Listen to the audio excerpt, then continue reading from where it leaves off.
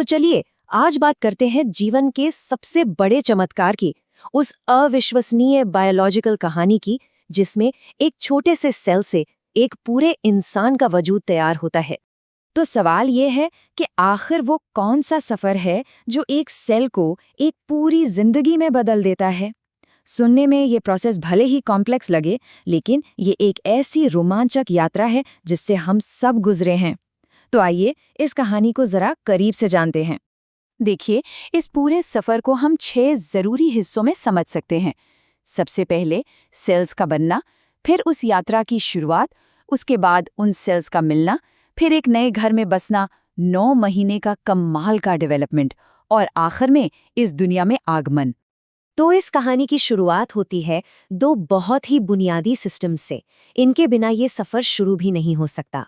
तो ये है इस कहानी के दो मेन एक्टर्स। एक तरफ है मेल रिप्रोडक्टिव सिस्टम, जिसका मुख्य अंग है टेस्टिस जो स्पर्म बनाता है, और दूसरी तरफ है फीमेल रिप्रोडक्टिव सिस्टम, जिसका मुख्य अंग है ओवरी जो ओवम यानी एग बनाती है। ये दोनों ही इस पूरी कहानी के केंद्र में है। अब इन सेल्स के बनने के प्रोसेस को एक खास नाम दिया गया है, गेमीटोजेनेसिस। हाँ, आई नो, ये शब्द थोड़ा टेक्निकल लगता है, पर इसका मतलब बहुत सीधा सा है, स्पर्म और ओवम को बनाने का प्रोसेस। यहीं से असल में सब कुछ शुरू होता है। और पता है सबसे दिलचस्प बात क्या है कि स्पर्म और ओवम, इन दोनों सेल्स के बनने की कहानी एक दूसरे से बहुत अलग है। चलिए देखते हैं कि कैसे। यहाँ पर अंतर बिल्कुल साफ दिखता है। पुरुषों में स्पर्म बनने का प्रोसेस प्यूबर्टी में शुरू होता है और हर बार 4 काम करने वाले स्पर्म बनते हैं। लेकिन महिलाओं में ये प्रोसेस उनके जन्म से भी पहले, मतलब जब वो खुद अपनी माँ के गर्भ में होती हैं, तभी शुरू हो जाता है। और इसमें सिर्फ एक ही फंक्शनल एग बनता है। और शायद सबसे बड़ा फर्क ये है कि स्पर्म बनने का प्रोसेस अपने आप पूरा हो जाता है, जबकि एग को अपनी प्रक्रिया पूरी करने के लिए एक स्पर्म के आने का इंतजार करना पड़ता है। ये फैक्ट इस कहानी को और भी कमाल का बना देता है। इसका मतलब ये हुआ कि एक महिला का अगली पीढ़ी में योगदान उसके खुद के जन्म लेने से भी पहले शुरू हो जाता है। ये नेचर की प्लानिंग का एक बेहतरीन उदाहरण है। तो अब सेल्स तैयार हैं और अब वक्त है एक्शन का। एक ऐसी यात्रा शुरू हो रही है जहां लाखों करोड़ों दावेदारों में से सिर्फ एक ही कामयाब होगा। इसे आप एक रेस की स्टार्टिंग लाइन समझ सकते हैं। इंसेमिनेशन के दौरान लाखों स्पर्म अपनी मंजिल की तरफ निकल पड़ते हैं और ये कोई आसान दौड़ नहीं है। कई मुश्किलों और बाधाओं को पार करने के बाद कुछ 100 स्पर्म ही अपनी मंजिल यानी ओवम तक पहुंच पाते हैं। और फिर फैलोपियन ट्यूब के एम्पुला रीजन में वो निर्णायक पल आता है जब सिर्फ एक विजेता स्पर्म ओवम में दाखिल होने में कामयाब होता है। इसी जादुई पल को फर्टिलाइजेशन कहते हैं। फर्टिलाइजेशन के बाद ये जो नया सेल बना है, जिसे आप जाइगोट कहते हैं, ये गर्भाशय की तरफ अपना सफर शुरू करता है और वहां पहुंचकर ये खुद को गर्भाशय की दीवार में रोप लेता है, मानो अपना घर बना रहा हो।